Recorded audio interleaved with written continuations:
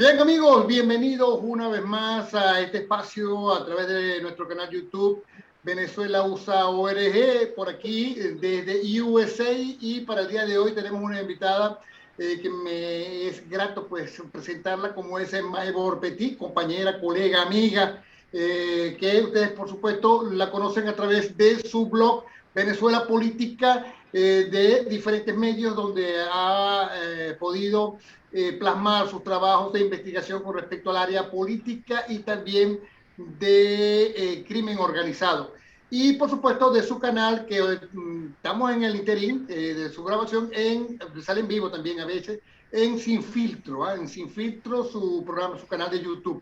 Mira, con Maybor queríamos conversar con un tema que nos está preocupando desde cualquier latitud y tiene que ver con la guerra de narrativa. Bueno, en Perú ya se comenzó a llevar a cabo un discurso muy parecido al que conocemos en Venezuela cuando se inició el chavismo. También en España se mantiene una, digamos, a través de las redes sociales, un ataque contra todo, por parte de, vamos a llamarlo así, de la izquierda global, ¿no? Y en los Estados Unidos, los principales medios, también quisiera tocar ese punto con Maybor, que parece que siguen una misma línea de una izquierda global. A ver, Maybor, explícanos un poco. Primero, en el caso de Latinoamérica, ¿hay una guerra de narrativas? Bueno, Damaso, es un placer estar contigo en tu programa, compartir una vez más. Creo que queda claro a nivel mundial que existe una guerra de narrativas. Importante destacar, y mucha gente se pregunta qué es una narrativa. Es un relato creado para posicionar una idea o una intención, etcétera. Y en el caso de la izquierda latinoamericana y mundial, que hoy en día se conoce como progresista, han intentado, bajo todos los parámetros y contando con el apoyo de los grandes medios corporativos, la presentación, imposición y manejo de esa narrativa que se quiere imponer en paralelo a la realidad. ¿Y qué es lo que pasa, por ejemplo, en Perú?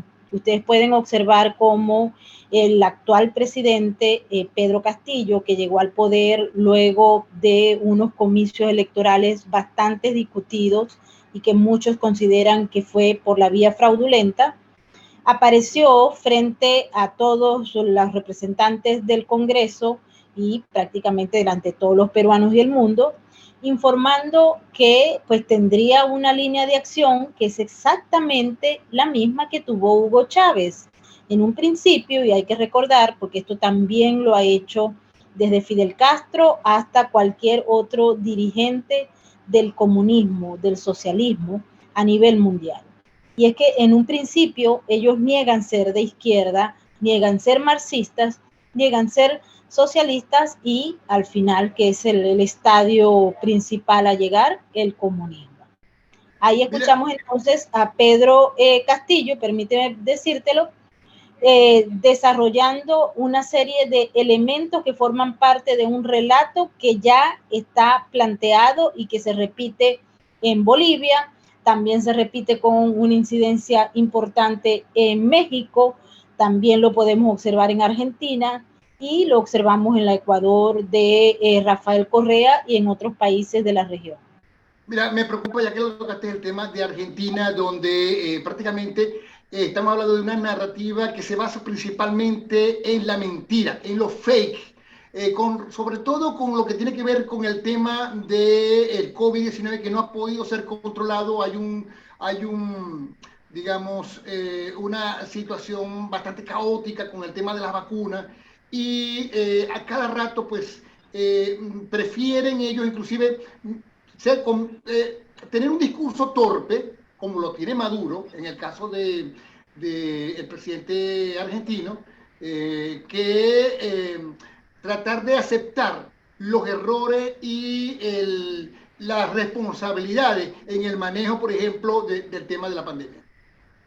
Así es. Bueno, este tipo de líderes progresistas de izquierda o socialistas tienen una característica fundamental, y es que ellos tapan o intentan tapar con el discurso una serie de factores que, si se desnudan, pues los llevarían a ellos a mostrar su fracaso.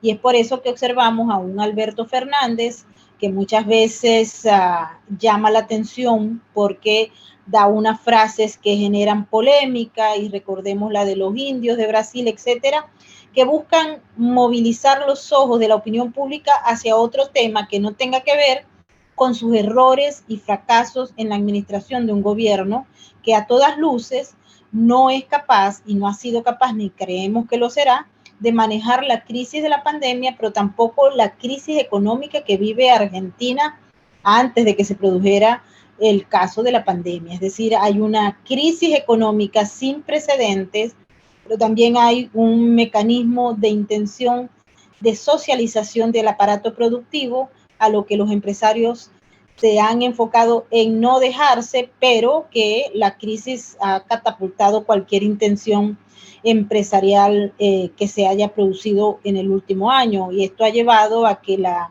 calidad de vida de los argentinos esté bajando cada día, y también a que hay mucha gente que esté tomando conciencia sobre el relato creado e impuesto por la narrativa y la realidad, que es la que se vive día a día y que también la viven los venezolanos y los bolivianos, que no están creyendo mucho en este tipo de discursos que se maneja a través de los grandes medios y de los medios oficiales de cada uno de los regímenes. Mira, ya lo decía, ya era parte digamos, de la literatura inclusive, con novelas como 1984, el manejo de una hegemonía comunicacional. Estamos hablando de Argentina porque, bueno, el manejo de los fakes, ¿no? Igualmente en Bolivia, pero en Venezuela sigue siendo, a ver, un generador de odio para tratar de distorsionar o de tratar de distraer la matriz que en este momento pueda generarse con respecto al malestar que hay. Por ejemplo, tú acabas de publicar un video donde se ve los mismos milicianos burgando la basura, ¿no? Pero todo eso lo quieren tapar y siempre están tratando de sacar, por ejemplo, el hecho del ataque a los mismos tuiteros que de alguna u otra manera revelan este tipo de información. Claro está, porque ese es un mecanismo, y te informo que no es solamente en Venezuela, pasa aquí mismo en los Estados Unidos, y a través de la colaboración con las empresas corporativas importantes y las redes sociales. Y es el hecho de que cuando se publica una información que es verdad, pero que atenta a el relato impuesto, inmediatamente tratan de movilizar todo lo que son los bulos, las haciendas de bot, para tratar de ridiculizar o eliminar a aquella persona que está ofreciendo información real.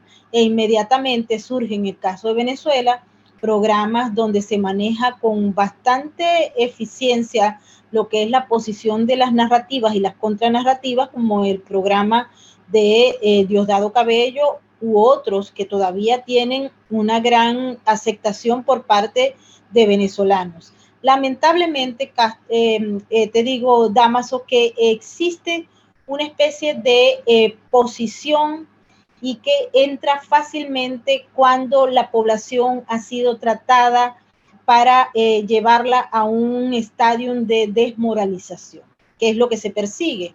Ustedes pueden observar en casos como el norteamericano cómo el procedimiento va en una etapa en la que la población está desmoralizada y se está sembrando odio para generar el antagonismo entre dos grupos, uno que cree en los valores patrios, en la creación de empresas privadas, todo lo que ha significado hasta ahora el modelo norteamericano, y por otro lado tenemos a los de la izquierda llamados progresistas, que están planteando borrar la historia, eliminar las policías, acabar con todo el sistema de producción y llevarlo a un estadio de socialismo que ha avanzado lamentablemente, y observamos que ninguno de los dos bandos se entiende, porque una parte de la población está preparada ya mentalmente por el sistema y desmoralizada para que no entienda la otra verdad que se le dice, y si se les repite 1000 veces,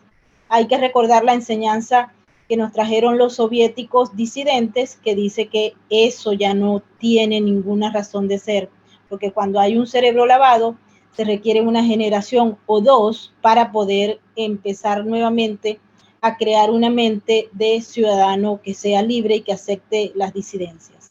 Mira, en Latinoamérica, en Moscú, en Rusia, en algunas partes de Europa, se ha intensificado el uso de las redes sociales. Mira, esto es un tema, estamos hablando de un tema costosísimo, no se trata solamente de abrir unas cuentas, estamos hablando de manejo de bots, manejo de ataques, mira, tu página ha sido varias veces atacada, la mía, en numerosas oportunidades, pero no solamente eso, sino que estamos hablando de prácticamente de oficinas de inteligencia o de contrainteligencia que manejan una gran cantidad de personas manejando la misma matriz de opinión.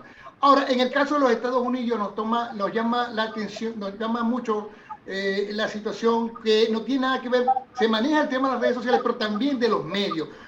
¿Tú crees que en los Estados Unidos en este momento hay un dominio mayor de medios de comunicación hacia la izquierda? Por ejemplo, tomando en cuenta no solamente los periódicos y los canales de televisión, sino también, por supuesto, las grandes agencias de noticias estadounidenses como Associated Press y Bloomberg.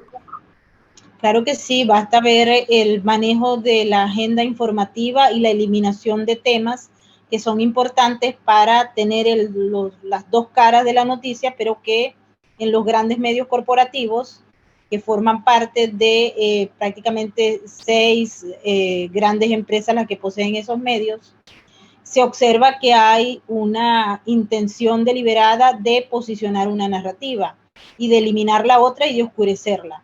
O de ignorar también de ignorar algunas informaciones, por ejemplo, el caso de Alex Zapp, de lo cual ya no se dice nada. Es que eso es de manera deliberada porque lo que manejan las agendas progresistas y de izquierda no les interesa sobreponer ese tema por encima del otro. Así también pueden haber eliminado las voces de personas que son conservadoras o que son disidentes a el régimen progresista que se está imponiendo en los Estados Unidos. Y eso conlleva a preguntarse, y muchas veces he tenido la oportunidad de conversar con juristas norteamericanos que están pensando hasta qué punto en estos momentos hay un Estado de Derecho en los Estados Unidos, país que se consagró a nivel mundial por tener un Estado de Derecho que si no era impecable, por lo menos era el que más funcionaba a nivel del hemisferio. Hoy en día hay una violación de manera directa de lo que es la enmienda que le permite al ciudadano norteamericano gozar de libertad de expresión, y para ello pues tienen una serie de ejemplos que si los ponemos a mencionar aquí estaríamos toda la noche. Claro. Mira, ¿qué puede hacer las personas que nos están escuchando? Personas preocupadas ante el bombardeo de informaciones, no solamente de cuentas fantasmas o vamos a decirlo así anónimas, sino también de grupos y de firmas, de periodistas y de lo que llaman influencers que tratan de manejar una matriz de opinión hacia un factor, ¿no? Hacia un factor de poder. Pues sí, estamos volviendo al mismo fenómeno, que lamentablemente ni siquiera surge en este siglo, sino que surgió en el siglo pasado. Hay que recordar que cuando se cae la gran cortina de hierro y la Unión Soviética se va al piso y empieza un proceso de perestroika, los comunistas, los socialistas no se quedaron satisfechos con el fin, sino que prepararon el regreso de una manera un poco más profunda, porque estaban dedicados única y exclusivamente a trabajar lo que era la parte de la educación y la cultura, y lo lograron. Basta observar en estos momentos las programaciones de los canales de televisión para que ustedes vean cómo se ha venido imponiendo una especie de gran agenda que anteriormente sería impensable que se produjera a nivel de todo el occidente y prácticamente del oriente. Hoy en día podemos ver que sí, que hubo un triunfo del llamado gramscismo o gramsciano, y ahí está, ¿no? Uno ve como en las escuelas, y cuando uno vive, por ejemplo, en una ciudad como Nueva York, lo observa de manera directa. Y los medios contribuyen porque solamente presentan una cara de la moneda y silencian de manera deliberada y a veces hasta grotesca la otra cara, la otra versión. crean noticias falsas para favorecer a todos los aspectos que tiene esa agenda. Y genera un estado de ánimo también, porque por ejemplo, fíjate lo que está pasando ahora con el tema de la variante Delta y del que si la vacunación, bueno, parece que no hace efecto en este momento. Se está generando nuevamente el mismo miedo de mitad del año del 2020. Se está generando un miedo, una especie de terrorismo que se da a través de los medios y del mismo Estado.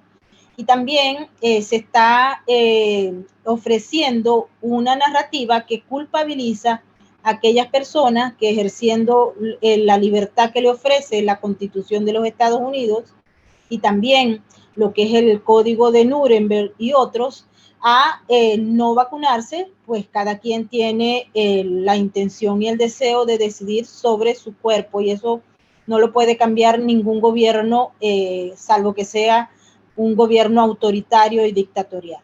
Aquí se está manejando y se está culpabilizando. Y te digo que en Nueva York prácticamente el mismo gobernador ha salido a culpabilizar a aquellas personas que no se han vacunado y a eliminarle los derechos que por sí, por ser ciudadanos y por pagar impuestos, tienen. Entonces hay una división de una gente que se vacunó y la otra parte que no se vacunó, y todos los medios, todos los políticos están acusando como criminales a aquellos que no se vacunaron ejerciendo su intención o deseo y lo establecido hasta el momento en las leyes, porque no se sepa hasta ahora que la Constitución de los Estados Unidos ha sido derogada. Mira, ¿y qué responsabilidad puede tener también en todo esto, digamos, las grandes transnacionales de la Internet como Google, como Facebook, como Twitter? Bueno, ellos forman parte del gran contubernio que existe para imponer una agenda y para cambiar un modelo o un sistema. Y creo que lo están logrando, aunque hay un movimiento importante de ciudadanos que están con los ojos abiertos y están tratando de alertar a los demás.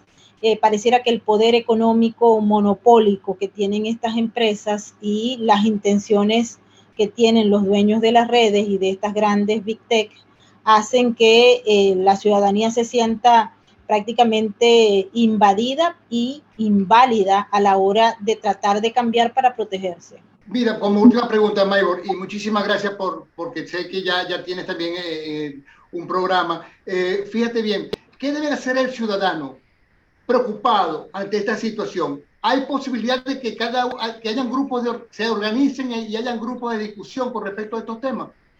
Y se planteen a través de las redes. Bueno, a través de las redes es prácticamente imposible porque existe la censura abierta y deliberada. Pero sí sé que hay muchos grupos que se están organizando aquí en Nueva York. He tenido la oportunidad de ir a varios para ver qué es lo que están haciendo los ciudadanos que están conscientes y despiertos, no despiertos en esa cultura woke, sino despiertos de cerebro y mente y entienden lo que está pasando. Así como en otras ciudades de los Estados Unidos, también he visto cómo en América Latina hay grupos que han despertado y están conversando. Lamentablemente, los mecanismos que utilizan no son masivos porque en las redes sociales está prohibido porque hay una especie de dictadura de digital. O dictadura de narrativa, también. Exactamente, una gran guerra de narrativas y una dictadura de los medios y de las redes. Okay. Muchísimas gracias, Maybor. Maybor Petit, amigos, @Maybor Petit, por supuesto, también a través del blog Venezuela Política, ¿correcto? ¿No? Así es. Y, Venezuela por supuesto, Política. Y el canal de YouTube Sin Filtro, ¿no? Así es. Un placer compartir todos los días. Muchísimas gracias, Maybor. Muchísimas gracias. Bueno, que te lleguen, estaremos pendientes también de tu programa. Gracias. Un gran abrazo.